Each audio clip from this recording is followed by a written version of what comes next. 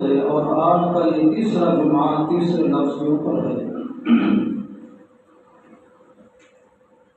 فرمایا تبارک اسمک اے رب العالمین، آپ ہی کا وہ نام ہے جو بابرکت ہے، آپ ہی کی وہ ذات ہے جس میں ذاتاً برکت موجود ہے۔ باقی کسی کے اندر اگر کوئی برکات موجود ہیں تو وہ عطائی طور پہ ہوں گی، ذاتی طور پہ کسی ایک کے اندر بھی نہیں ہے۔ بحر محیط نے برکت کا معنی کیا، فرمایا زاد خیرہ وعطاؤہ کثرا،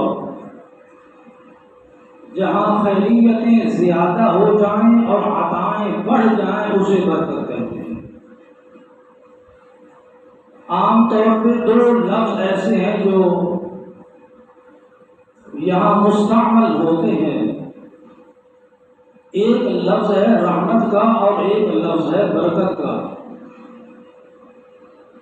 رحمت کا لفظ اجڑے ہوں کو بسانے کے لیے ہوتا ہے، اور برکت کا لفظ تھوڑی چیز کو زیادہ کرنے کے لیے ہوتا ہے۔ پورے قرآن مقدس میں رب العالمین نے مختلف مقامات پہ 9 دفعہ لفظ تبارک کا برکت کا تذکرہ فرمایا ہے، اور اس برکت کو اپنے لیے ہی خاص فرمایا ہے۔ جس مقام کا بھی آپ مطالعہ کریں گے برکت کا جو لفظ موجود ہوگا وہ الہ العالمین کے لیے خاص ہوگا۔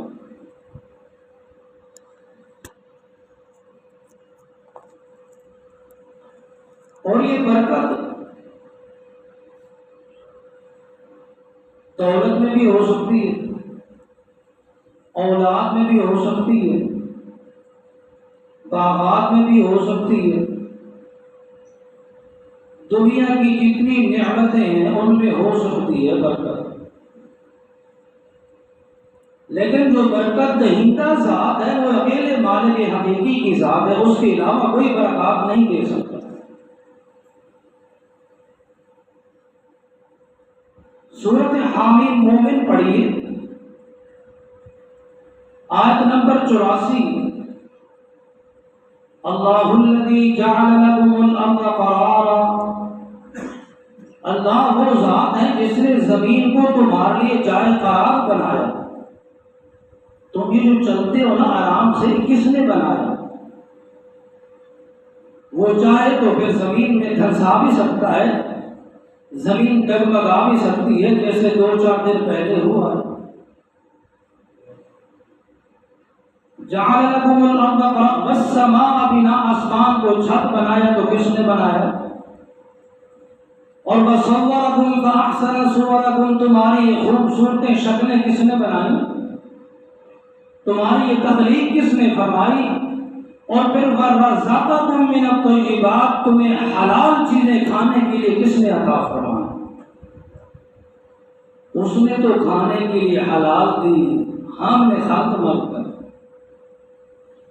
حضرت صلی اللہ علیہ وسلم فرماتے ہیں قرب قیامت لوگ اتنا مال اکٹھا کریں گے، امن الحلال ام من الحرام، آوے سے مال جہاں سے بھی آئے، مال آئے صحیح جہاں سے بھی آئے، اس میں یہ سارے لوگ مشترک ہیں، کیا امام اور تو کیا مقتدی، کیونکہ مال کا معنی ہوتا ہے جس کی طرف دل مائل ہو بندے کا، وہ تو ہر کسی کا ہوتا۔ جس نے آسمان بنایا، زمین کو جائے قرار اور سکونت کی جگہ بنائی، پھر تمہاری شکلیں اور تصویریں بنائیں، اور تمہیں کھانے کے لیے حلال پاکیزہ اور طیب چیزیں عطا فرمائیں، ذالکم اللہ ربکم، یہی تو وہ تمہارا رب ہے۔ ہمیں سارے کمالات والی کون سی ذات؟ ہمیں اللہ کی ذات۔ جب یہ سارے کمالات والی اللہ کی ذات ہے تو فتبارک اللہ، برکت دہندہ بھی ذات اللہ کی ہے۔ یہ نتیجہ نتیجہ جب یہ سارے کمالات اللہ کے ہیں تو کم چیز کو زیادہ کرنے کی طاقت بھی اللہ کی اور کسی کی نہیں. ہمارے ہاں دیہاتوں میں جب یہ باردانہ اٹھاتے ہیں پرانے لوگ پہلا سا مت اور ٹوپا جو اٹھاتے ہیں وہ کہتے ہیں برکت یا پیر استاد انا للہ و انا الیہ. اللہ تعالیٰ سورت واقعہ میں فرماتے ہیں افرائیتم ما تحرسون، ہمارے ساتھ ایک وپار تو کرنے یار، کچھ گلا وپار کیا تو سارا کرو نہ یار. افرائیتم ما تحرسون، یہ تم اگاتے ہو، یہ زراعت تم کرتے ہو، انتم تزرعونہ ام نحن الزارعون، یہ ہم اگاتے ہیں.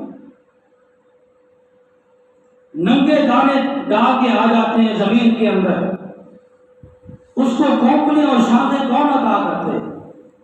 فرمایا اگر ہم چاہیں لو نشاء لجعلناه حطاما فظلتم تفکہون، چورا کر دیں پھر تم کیا کہو گے؟ بل نحن محروم، اس تو بھی محروم پاس بنے. تاوان اور چٹی میں آ گئے، کھاد کی سٹی آ سے بیج کی سٹی آ سے تم پاس بنے اور سارے قرضے سر پہ چڑھے ہیں. تو اس سے پہلے اللہ سے وقار تو کریں. میں آپ کو پتہ میں قرآن ہی پڑھتا ہوں، باقی چیزوں میں لوگ اختلافات کرتے ہیں، قرآن میں تو کوئی اختلاف نہیں، مشترکہ کتاب ایمان کی بھی مقتضی ہوگی. سورۃ المؤمنون میں کیا فرمایا؟ وَلَقَدْ خَلَقْنَا الْإِنسَانَ مِنْ سُلَالَةٍ مِّن طِينٍ، ہم نے آپ کو مٹی کے جوہر اور خلاصے سے پیدا فرمایا، پھر اس جوہر اور خلاصے کو ثم جعلناه نطفة فی قرار مکین، ایک جگہ جو ٹھہرنے کی ہوتی ہے وہاں ہم نے ٹھہرایا. پھر کیا کیا؟ برکت ہو رہی ہے. ثم خلقنا النطفة علقة، پھر ہم نے اس نطفہ کو علقہ بنایا، جمع و خون بنایا. فخلقنا العلقة مضغة، پھر ہم نے اس جمع و خون کو بوٹی بنایا. فخلقنا المضغة عظاما، ہم نے اس بوٹی کو پھر ہڈی میں تبدیل کر دیا.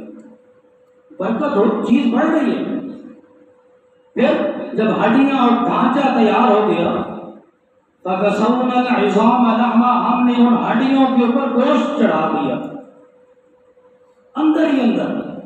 ثُمَّ أَنشَأْنَاهُ خَلْقًا آخَرَ، ہم نے ایک اچھی تصویر بنا دی. یہ مٹی کے جوہر اور خلاصے سے بنانا، پھر اس کو خون کے لوتھڑے میں بدلنا، پھر اس لوتھڑے کو بوٹی میں بدلنا، بوٹی کو ہڈی میں بدلنا، اور پھر اس ہڈی کے اوپر گوشت چڑھانا، اور پھر اس کو ایک شکل اور صورت کریٹ کرنا، تصویر بنانا. وَصَوَّرَكُمْ فَأَحْسَنَ، یہ کون ہے؟ فرمایا ذَلِكُمُ اللَّهُ رَبُّكُمْ، یہ تمہارا رب ہے. یہاں بھی فرمایا فَتَبَارَكَ اللَّهُ أَحْسَنُ الْخَالِقِينَ، جب یہ سارے کام کرنے والی اللہ کی ذات ہے تو برکت دہندہ ذات بھی اللہ ہے. اس کے بعد ہم تمہیں مار دیں گے، پھر تمہیں قیامت کے دن زندہ کریں گے. یہ کام کرنے والی بھی ذات کس کی ہے؟ اللہ کی ذات. یہ قرآن، یہ جو مقام میں نے پڑھا تبارک الذی نزل الفرقان، بڑی بابرکت ذات ہے. صفات کا بیان، نزل الفرقان، جس نے فرقان نازل کیا. الفارق بین الحق والباطل، ایسی کتاب نازل فرمائی جو حق اور باطل کے درمیان نفیرہ کرنے والی کتاب. کھڑے اور گھوٹے کی پہچان کرنی ہو نا قرآن پڑھ لو،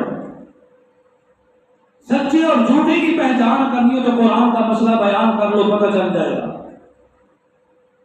اذا تتلی علیہم آیاتنا بینات، جب قرآن کی آیات پڑھی جاتی ہیں، تعرف فی وجوہ الذین کفروا المنکر، تو فرمایا جو لوگ منکر ہیں ان کے چہروں سے صاف معلوم ہو جاتا ہے کہ قرآن سن کے دل ڈرتا ہے یا سڑ رہا ہے.